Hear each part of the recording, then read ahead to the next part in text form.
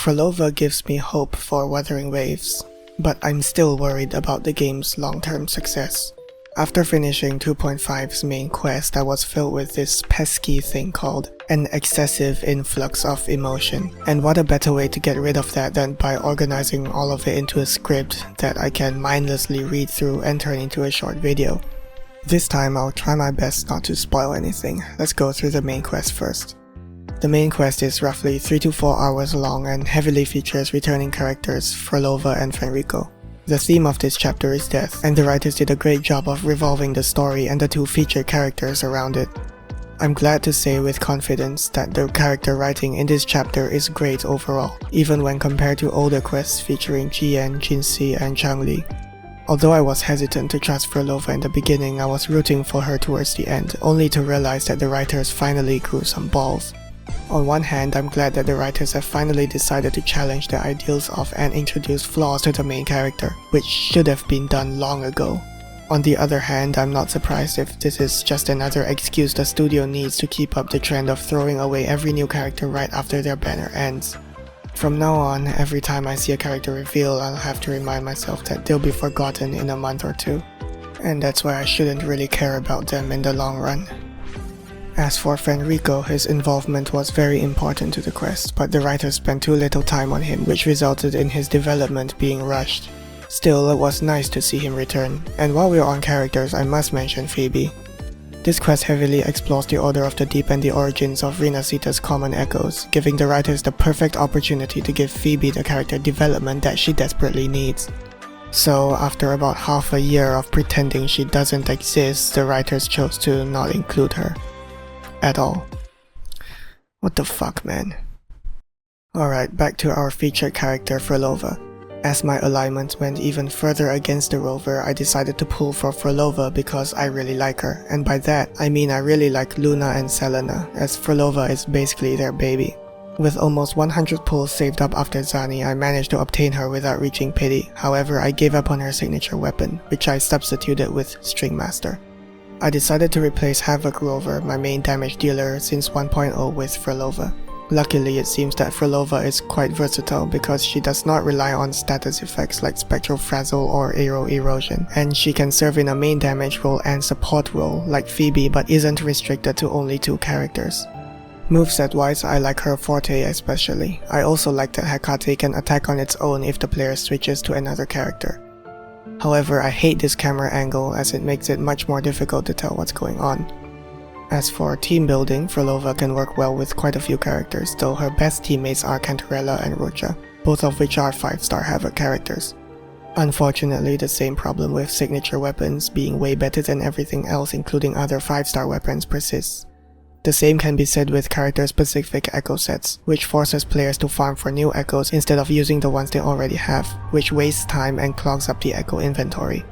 Farming for Phrolova's echo set is the worst experience out of all the echo sets so far, as it is time-gated and even more RNG dependent since it can only be done once a day and the echoes are dropped on the spot. Farming for them in the open world is not worth it, so players are basically forced to wait as the timer cannot be reset using wave plates. Obviously, this is fucking terrible, and it better change quickly. Kuro's insistence on fixed single-element character teams heavily limits experimentation and player choice. The introduction of character-specific echo sets exacerbates this problem along with wasting the player's time. Signature weapons that are increasingly tied to specific characters heavily incentivizes players to spend more on each character.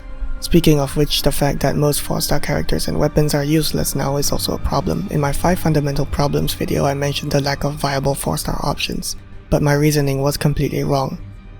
I failed to recognize that in any gacha game, Wuthering Waves included lower rarity options are crucial for free-to-plays and especially new players, as they are an important stepping stone towards higher rarity options. The lack of useful 4-star characters aside from Sanhua and Danjin as well as useful 4-star equipment in general can turn away new, free-to-play or unlucky long-time players who can't perform well in certain modes unless they pull for 5-star equivalents. This issue gets worse with every single patch without 4-star characters, 2.5 included. The overwhelming pressure to pull for new characters can easily be a huge turnoff, as with every new character, not only do players have to consider their element and signature weapon, but they must also now think of any other characters they depend on, as well as new echo sets for those characters, and this is all before duplicates are even considered. This is a huge resource and time sink that many players cannot afford or are not willing to dedicate their money or time to. This is a fucking terrible way to do things and can easily turn off players from very popular characters, as seen with Zani during her banner that ran during the game's first anniversary. Which is a huge shame because Zani, on her own, has one of the most enjoyable movesets in the entire game. But her kit focuses on Spectral Frazzle, which she cannot apply, forcing her to rely on Phoebe. With Phrolova, players who skipped Cantarella and Rocha have 4 other options. Realistically 3, which cannot be said for Zani and Cartethia. She also doesn't suffer as much as Zani and Cartethia if she is in a damage role supported by a non-Havoc character. This shift could be a slight change in design philosophy, which if true could make team building interesting again. Closer to the game's launch, most characters used to work well with multiple team configurations, and I hope that Kuro reverts to this style because it simply gives players more freedom to pick whoever they like and experiment with different setups. Unless this happens, I won't be pulling for any 5-star character in the future. Although the 2.5 update brought a massive improvement in writing quality and introduced a new region as well as important character arcs for Fenrico and Phrolova, it fails to capitalize on Phoebe's opportunity to grow.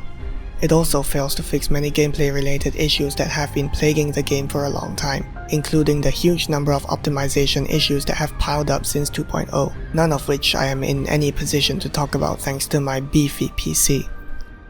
Kuro's track record with this game, especially regarding their decisions with playable characters since 2.0, has been a rocky one, and I can only conclude that the massive success of Wuthering Waves has gone to their heads, so much so that they have become noticeably greedier as time goes on, pushing the boundaries of what can be considered acceptable for many players worldwide and testing what they can get away with as giant corporations tend to do. However, Phrolova does represent a small step forward. Although she still requires her signature weapon and echo set to perform competitively, she does not rely on status effects, allowing for more player freedom as they are not forced to pull for other characters just to make her function well. I will continue to play and provide feedback for this game, but I no longer believe in the illusion that Kuro Games always has the player-first mindset that they used to have. However, after much deliberation, I've decided to stick around at least a bit longer, because 2.5 does give me a bit of hope that the game can be improved further. That's all for now, thanks for watching.